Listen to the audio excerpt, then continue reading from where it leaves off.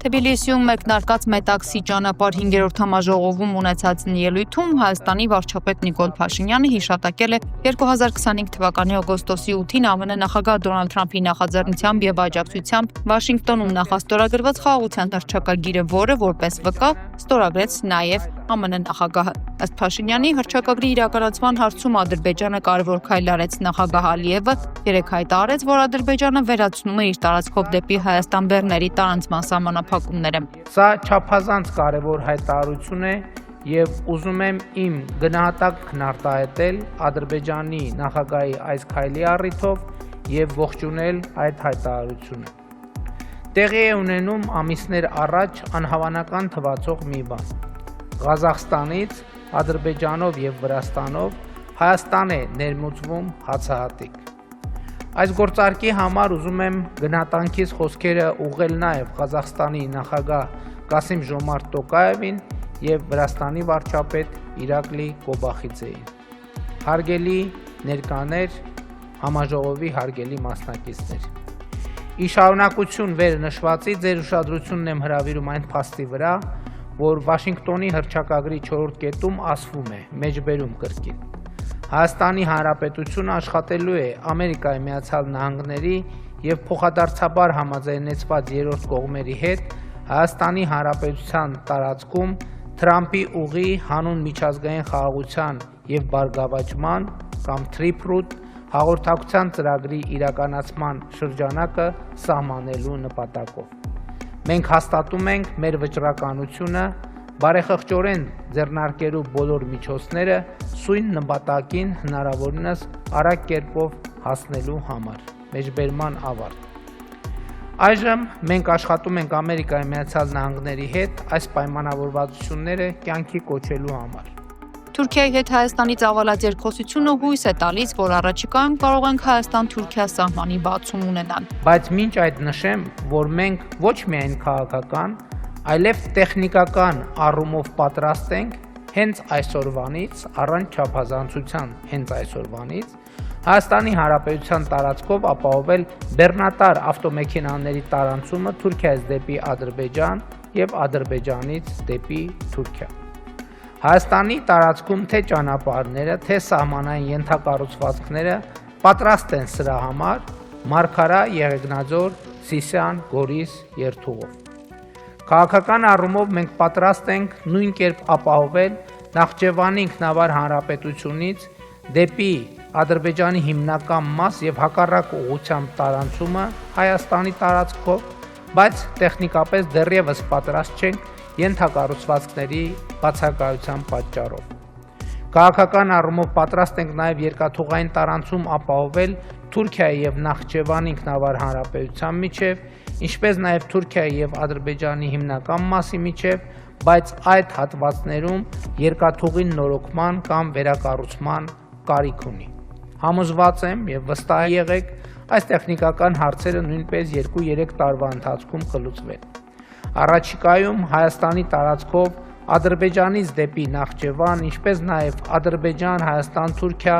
խողովակաշարեր, էլեկտրահաղորդման գծեր նույնպես կկառուցվեն։ Ինչպես ասացի, կապահովվի նաև երկաթուղային եւ ավտոտրանսպորտային կապը։ Այս ամենը քննարկման մեջ է TRIPS ծրագրի շրջանակներում, նաև համապատասխան քննարկումների մեջ ենք Թուրքիայի եւ Ադրբեջանի հետ։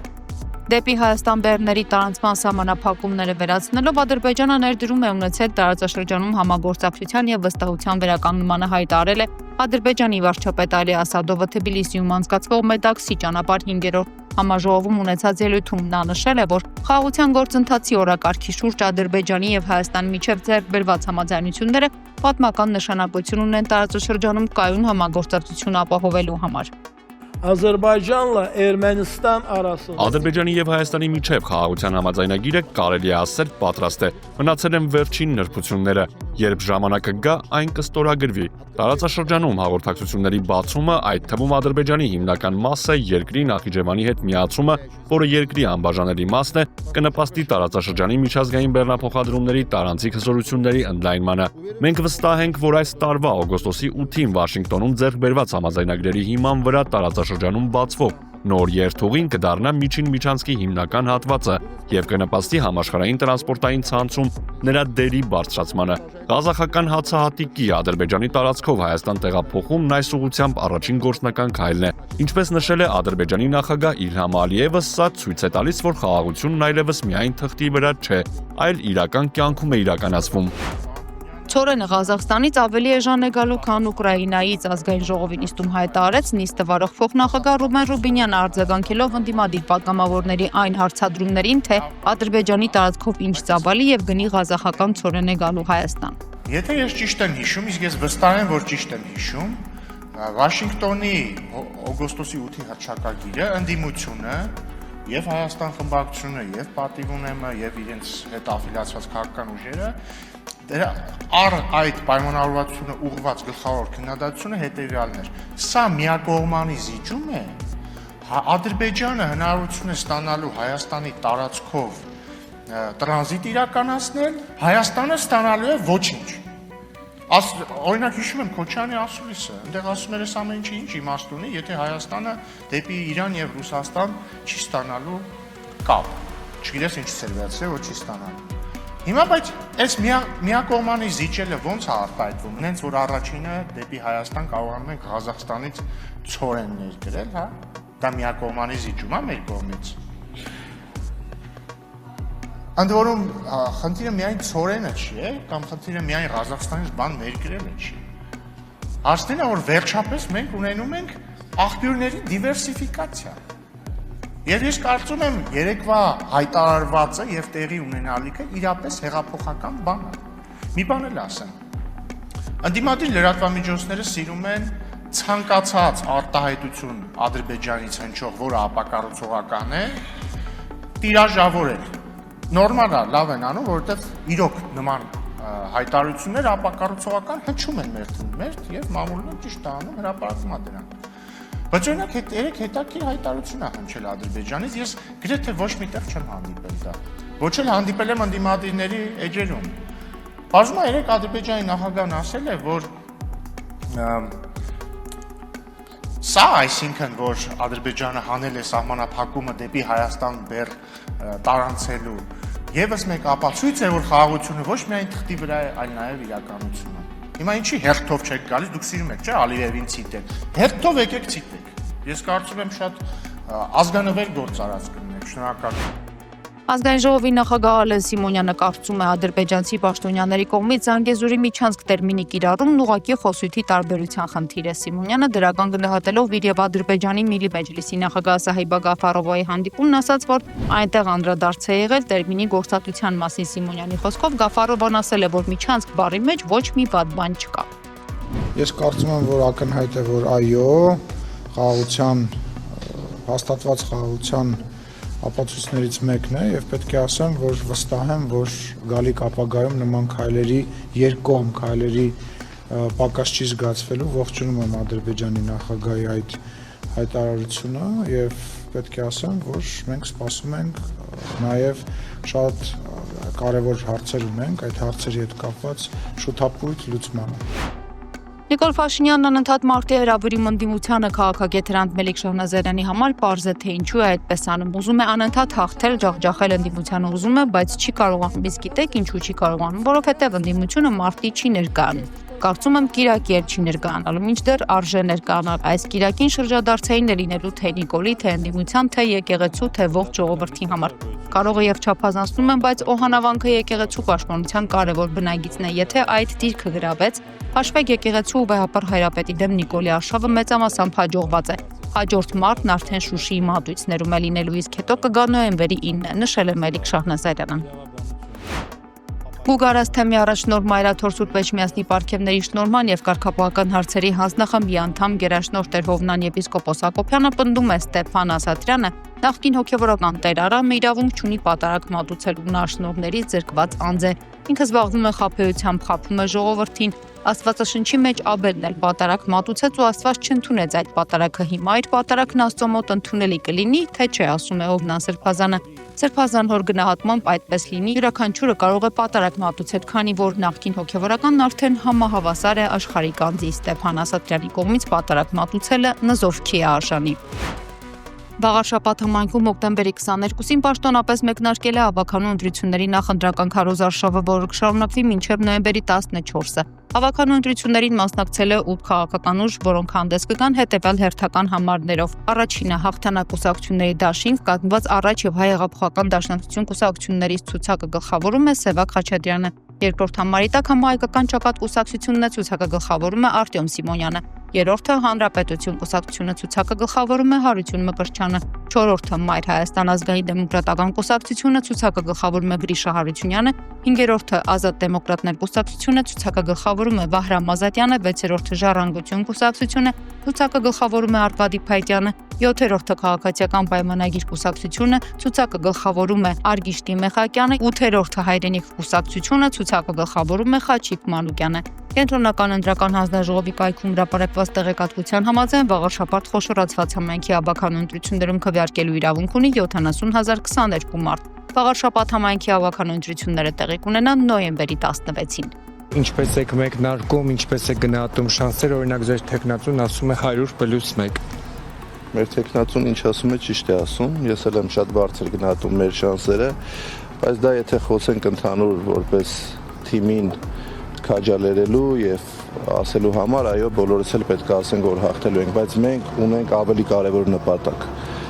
Իմ նպատակը վերջին առնվազն 5-6 տարին մեկն է՝ ազատվել այս իշխանություններից, ԿՊ-ին իշխանազրկել եւ սա այն քայլերից է, որը մենք պետք է անենք վաղարշաբաթում եւ ես վստահ եմ, որ նոյեմբերի 16-ին մենք փաստելու ենք, որ ԿՊ-ն չկարողացավ վաղարշաբաթում վերցնել իշխանությունը։ Սա ենթադրում է, որ անգամ եթե միանձնահատ չհաջողվի ձևավորել իշխանություն, կհամագործակցեք այլ ուժերի հետ։ Միանշանակ ցանկացած ընդդիմադիր ուժի հետ մենք պատրաստ ենք համագործակցել, դա մենք միշտ ենք ասել, բաց ենք համագործակցության համար, բայց մենք ամեն ինչ անելու ենք, որպեսզի առավելագույն ձայներ ստանանք ու ես վստահ եմ մեր թիմի վրա, մեր աշխատանքի վրա ու այդ ձայները անպայման վաղարշաբաթից մենք խնդրելու ենք եւ կարծում եմ ստանանք։ Պարոն Վանեցյան, ինչ կարևորություն ունեն վաղարշաբաթի ընտրությունները հայրենիք կուսակցության ձեր համար։ Վաղարշաբաթի ընտրությունները իհարկե շատ կարևոր իրադարձություն են հայրենիք կուսակցության համար, բայց վաղարշաբաթի ընտրությունները պետք է դիտարկել մի քիչ ավելի լայն սպեկտրով, որովհետեւ վերջի ժամանակահատվածում, երբ հարձակում է իրականացվում հայ առաքելական Սուրբ եկեղեցու վրա, իսկ Էջմիածինը մեր հոգևոր մայրաքաղաքն է ողջայության, մենք պետք է այդ տեսանկյունից նաև նայենք եւ հասկանանք եւ վաղարշաբաթին Էջմիածինցին պետք է իր հստակ խոսքը ասի, որ այն իշխանությունը, որը սկսել է գործել ընդդեմ հայ առաքելական Սուրբ եկեղեցու, չի կարող իշխանություն ձևավորել հոգևոր մայրաքաղաքում։ Անվանեցյան արդեն իսկ խոսում են, որ վարչական ռեսուրս է կիրառում իշխանությունը, ինչպես եք պայքարել դրա դեմ։ Վարչական ռեսուրսի դեմ պայքարելու ենք մեր ժպիտներով, մեր աշխատանքով, մեր խոսքով եւ ինչքան էլ իրանք վարչական ռեսուրս փորձեն կիրառել, ես վստահ եմ, որ որևէ արդյունքի չեն հասնելու, որովհետեւ քաղաքացիական պայմանագիր կուսակցությունը վաղարշաբաթում ես կասեի ողջ Հայաստանի Հանրապետության տարածքում այլևս այնքան ցածր վարկանիշ ունի եւ բնակչության կողմից աջակցություն, որ անգամ վարչական ռեսուրս կիրառելու դեպքում նրանց չի հաջողելու հաղթանակի հասնել վաղարշաբաթում։ Այստեղ կարող են մի բան անել, կարող են գործի դնել համակարգը, սկսեն ապօրինի ձերբակալություններ, որը տեսնում ենք վերջին շրջանում եւս շատ ակտիվ կիրառվում է, բայց մենք վախենալու բան չունենք, որովհետեւ մենք որևէ բան չենք արել, մենք որևէ խախտումներ չենք արել ու վստահաբար մենք գնում ենք հաղթանակի, ինչքան ուզում են վարչական ռեսուրս կիրառել։ Վարդան Ղուկասյանի կալանավորումը ապօրինի եք համարում, ընդհանրապես տեղի ունեցող զարգացումները ինչ են։ Վարդան Ղուկասյանի հետ տեղի ունեցածը սենց տենենց ունի քաղաքական ենթատեքստ, անգամ եթե հետագայում պարզվի, որ նա կատարել է քրեական հանցագործություն, անգամ այդ պարագայում սենց տենենց Վարդան Ղուկասյանի կալանավորումը եւ հետապնդումը ունի քաղաքական ենթատեքստ, բայց հաշվի առնելով այն մեղադրանքը, որը ներկայացվել է իրավապահ մարմինների կողմից Վարդան Ղուկասյանին, այս պահին զերծ կմնամ կոնկրետ գնահատական տալուց, տեսնենք ինչ զարգացումներ կլինեն, նոր դրանից հետո հստակ կխոսենք դրա մասին։ Մենք տեսնում ենք, թե ինչ է լինում ընդդիմադիր ընտրված համայնքի ղեկավարների հետ, ովքեր ստանում են ժողովրդի քվեն։ Իշխանությունը կարծես թե չի հանդուրժում ընդդիմադիրներին, մտավախություն չկա, որ Էջմիածնում կկրկնվի նույն պատմությունը։ Եթե այդ մտավախություններով մենք առաջնորդվենք, պետք է որևէ բանով չզբաղվենք, պայքարը դադարեցնենք եւ սպասենք, տեսնենք թե ինչ կանի ԿՊ-ն մեր երկրի հետ։ Որևէ մտավախություն չկա, ելի եմ ասում, մենք շատ ամուր ենք, շատ վստահ ենք մեր հաղթանակի մեջ ու ինչ ուզում է անի իշխանությունը, մեկը որևէ հաջողության չի հասնի։